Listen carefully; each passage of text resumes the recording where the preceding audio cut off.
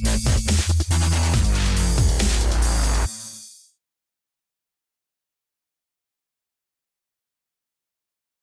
everyone, it's Evan here from The Trade Risk on Friday, July 21st, here with a weekend market recap video. We're going to cover all of the major markets, the current market environment, and then finish off looking at some sector analysis.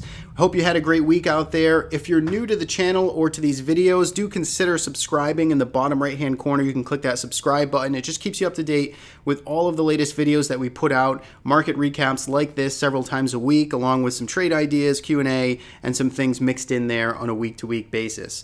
So with that, let's get into the markets here. S&P 500 had a strong week today. If we go to that weekly chart, we can see up over 0.5% here on the week, and that's new all-time closing highs. When we take a look at this picture here, we can see we just followed through nicely to last week's breakout. Remember, last week is where we finally resolved this 6-week sort of sideways consolidation to the upside, and now we're getting that continuation to new all-time highs. The trend is up, momentum's building, things look good for the bull case on that longer term time frame. When we go back down to the daily chart, things equally as good here. You can see we did pull off just a little bit on Friday, but we did find those dip buyers step in from the lows and close us near the highs of the session, down just mildly on the day. Slight uptick in volume, but I don't think there's too much to make of that just yet. But it is something that we can keep our eye on next week. It's going to be a busy week. We have earnings coming out. We got a lot of earnings coming out with the high-profile names. So these are the large-cap, high-beta names that are really going to set the tone with not only their reports but guidance, which should really be interesting to see how the market responds to a lot of those names. So that'll be on deck. Otherwise, really this chart sort of speaks for itself. We just have new highs. We see dips continue to get bought here. We see the 8 and 20 period moving average just bullishly aligned. 8 period still kind of racing higher, expanding away from that 20 period, which means momentum is building.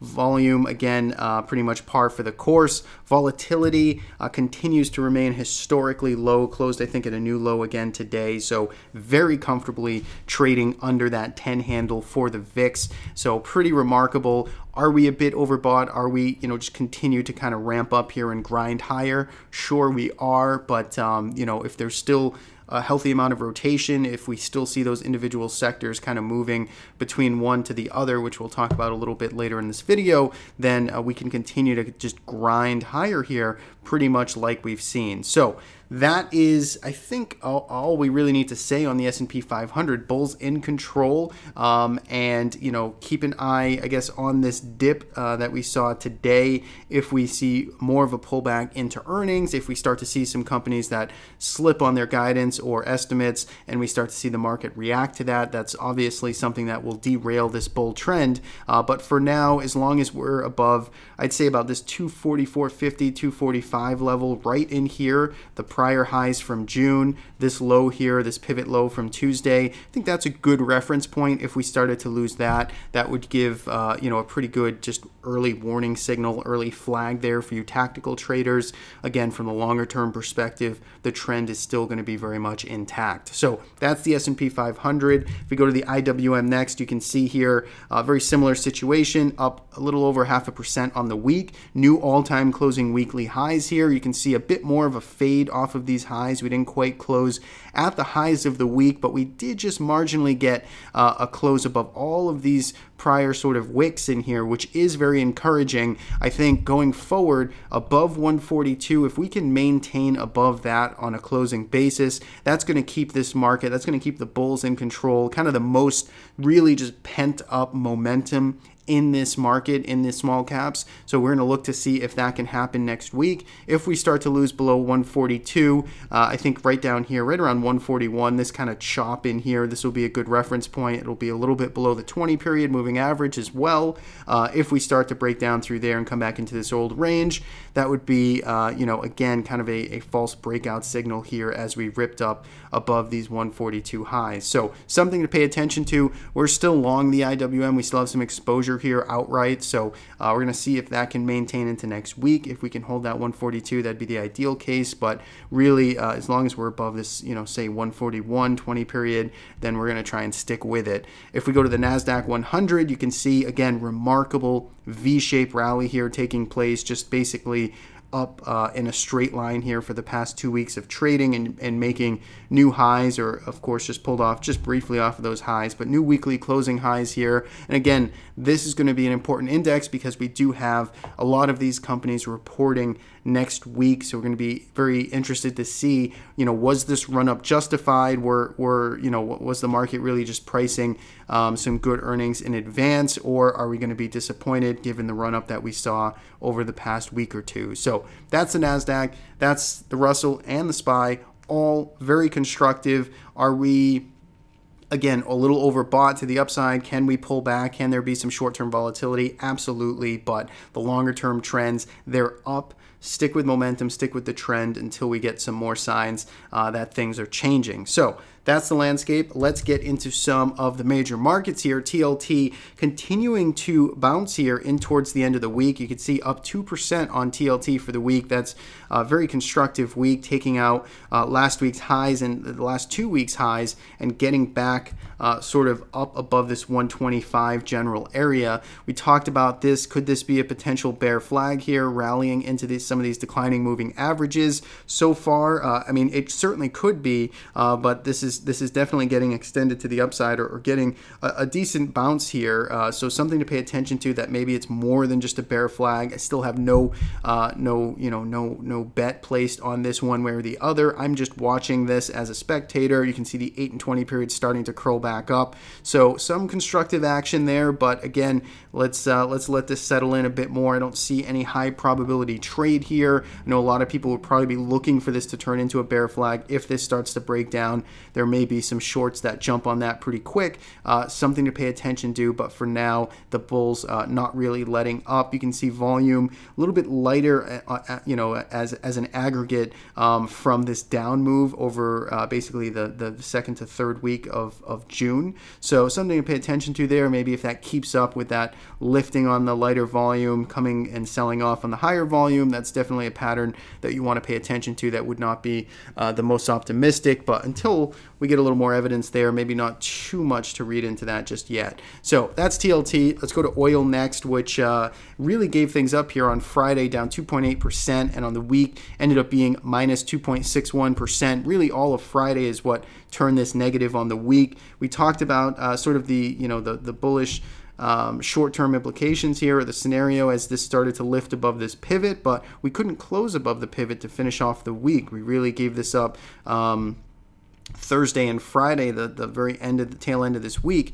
to show that weakness, to come back down, a little bit of an uptick in volume. And this again speaks to that longer term downtrend line that we sort of talked about, or this downtrend that it's been in on a more month to month or week to week basis, that still isn't really letting USO jump, just rally higher here in an easy sort of fashion. I do think this could be, again, the beginnings of maybe a long drawn out sideways consolidation that maybe eventually lifts higher. But again, until we get some more evidence, until we get more of an actionable setup there, we're going to have to just stay patient. So for now, sellers kind of pushing this back into control in towards the end of the week. Back above, I'd say this 960, 965 level, then I think, tactical traders, you get back involved in that, maybe for some continued momentum to the upside. UNG, very similar, getting hit hard here on Thursday and Friday, ended up finishing down just slightly on the week though. You can see here,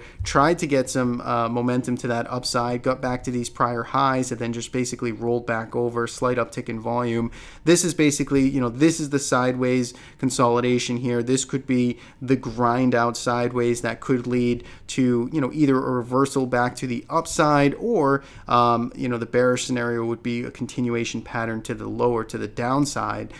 Right now, we don't really have an answer to that. Let's let this chop basically, kind of unfold here and see which way this trend ends up developing once we get a resolve from, say, $6.40 up to $7. As it starts to break one of those extremes, we'll have our answer on that trend direction. So that's oil, that's natural gas. If we go to the metals next, gold saw a very nice rally this week, up 2%, really emerging from basically just another kind of straight line V-shaped rally. Basically, when gold looked at its worst down here, just a super kind of sloppy downtrend mess over here. That's when we got our nice bounce to the upside, and you can see that's continuing really above 118, so above this prior support in here, some of the supply in here, which has really been kind of a battle zone in the past, and you can see we're trying to lift above it. The 8 and 20 period starting to curl back higher, so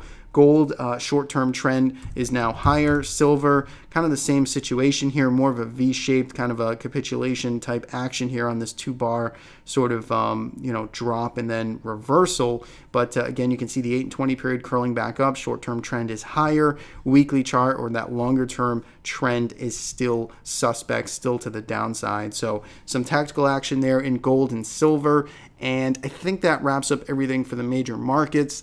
Let's get into some of that sector analysis. So this week, really what shined was biotech, healthcare and biotech. So healthcare being sort of the more broad ETF here. You can see closing at new highs, finishing up 1.07% on the week. And then you have biotech specifically, which ended up finishing up 2.68% on the week, taking out these prior highs. Let's look at that weekly chart. You can see really a nice, we had this big push higher above this $300 level. We consolidated for a couple of weeks, and now we're starting to lift back higher. So biotech looks good. We're still involved in this. We're still holding our position that we picked up a couple of weeks ago. We're looking for this to continue higher. Nice relative strength, though, all things considered, from sector on a relative sector strength basis. Next, XLK. I mean, this just had continued to have a nice week, up 1.07%. So again, new highs, very similar to the NASDAQ 100, same type of look here, V-shaped, taking out these highs. Let's pay attention to it next week. And utilities. Utilities had a 2.64% week. So actually one of the best performers on this week were the utilities, were the slow boring names. And you can see that looks pretty good here as it found some support right at this prior sort of long drawn out base throughout March and May. So that was really what worked this week. Financials is still at an interesting point. I'm still paying attention to them. You can see we basically rallied up to these prior highs here, and then you can see we're just consolidating, kind of flagging out here. So paying attention to it, I think above this trend line or above, say, $25, that could set the financials back in motion to the upside. For now, they are hanging on, kind of pinched in between that 20 period and 8 period moving average. So just paying attention to them could be a nice actionable setup rotation candidate if they start to work next week. And on the downside, we get the IYT, which put out a small post on this the other day saying kind of come back in, retesting this prior breakout level. You can see below it, looking at this chart, which is unadjusted for dividends, but you can see down 2.79% and an uptick in volume here as we broke back below the prior 2-week lows. So not the best action there in the short term for the IYT. I think, for you bulls, for anybody looking to get back involved in this sector, need to see a little more strength, basically a recapture of, say, 172. If we can get back above there, I think that would be interesting. I put out some trade ideas, some of the names that I like in this space on that blog post. You can head to the Trade Risk to read it. And then you have the XLE, which unfortunately gave up a lot of its gains from this week, given the drop off in oil and gas towards the end of the week, down 0.5%, not too much from a percentage basis, but again, you can see this downtrend line still kind of gripping it, but you can see, we are trying, it looks like it wants to try and make a move here, wants to try and start to break out here. So XLE, I think, is very interesting. It's been beaten up for a while. Pay attention to these components in this space. You may find some more actionable sort of technical setups that look a little more attractive than the XLE itself, but something to pay attention to, certainly going forward into the end of July. And with that, I think that is the last that I had to talk about. So again, enjoy your weekend. Thanks so much for tuning in and watching, and talk to you again soon.